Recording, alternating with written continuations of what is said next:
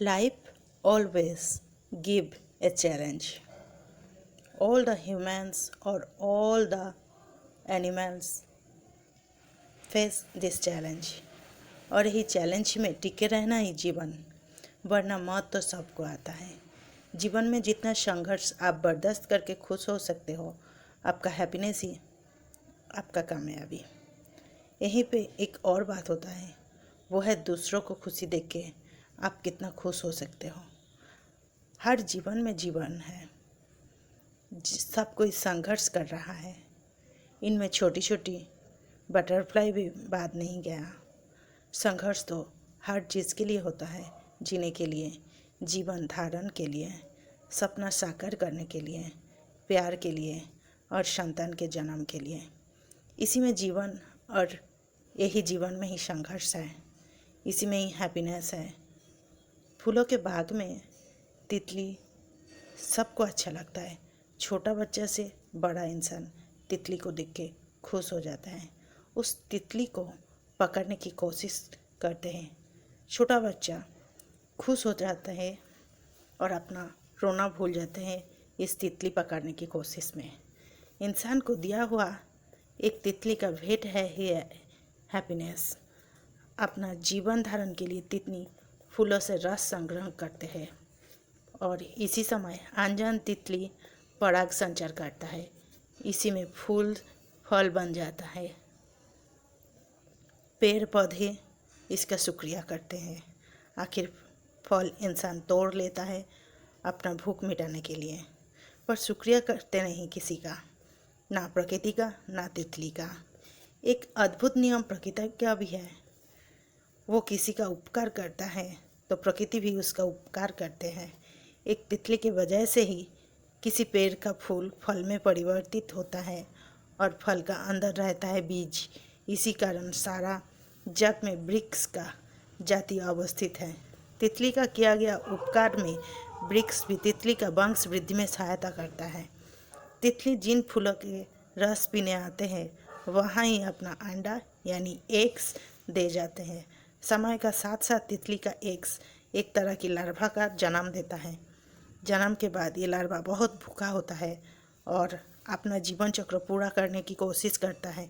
इसी कोशिश में उस वृक्ष का बहुत ज़्यादा पत्ता खा जाता है और फूलों को भी नष्ट करता है। इंसान इस लार्वा से डरते हैं क्योंकि इस लार्वा के शरीर का रोम बहुत ज़्यादा इंसान को कष्ट देता है। इंसान खुद के जीवन रक्षा करने हेतु इस लार्वा को नष्ट करने लगता है। ये तितली का बच्चा का जीवन का संघर्ष है। अपना जीवन रक्षा हेतु हो या तितली बनने का सपना देख के हो, खुद को अपना ही लार से एक सख्त आवरण में ढक लेता है। इस समय तितली का बच्चा खुद को और संघर्ष में डाल देता है। इस समय ना खाना मिलता है, पर संघर्ष जीवन का जारी रह जाता है। कुछ और दिन बाद अपना शरीर का सख्त आवरण को तोड़ के एक छोटा सा तितली का जन्म होता है और फिर फूलों पे रस पीने चलते हैं और फिर सबका मन बहलाते हैं।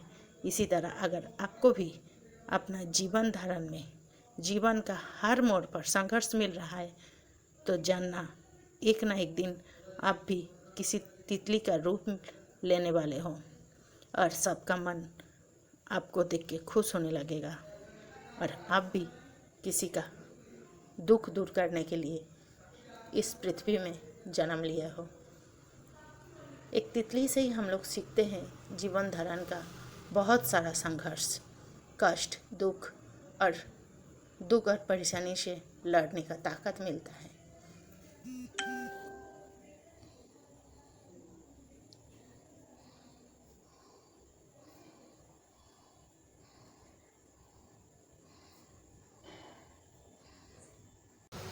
एक छोटी सी तितली को प्रेग्नेंट थी। एक फ्लावर्स देखा, फूल का रस पीने आए थे। उसी पेड़ पर कुछ अंडे रख के चले गए। कुछ दिन बीता, वो छोटा छोटा अंडा पेड़ पे ऊपर ही रह गया। धीरे धीरे वो लार्वा बना फूलों को नष्ट करने लगा। वो लार्वा फूलों का रस पीने लगा, पेड़ से रस पीने लगा। धीरे धीरे वो लार्वा एक छोटी सी गुटी में आ गया। एक टाइम पर वो लार्वा फिर से नया एक बटरफ्लाई बनने का कोशिश में लगे थे और धीरे धीरे वो बटरफ्लाई भी बन गया। कुछ लार्वा नष्ट हुआ भूख से, पेड़ पे गिर के। कुछ लार्वा नष्ट हुआ आग से, इंसान का नज़रों से।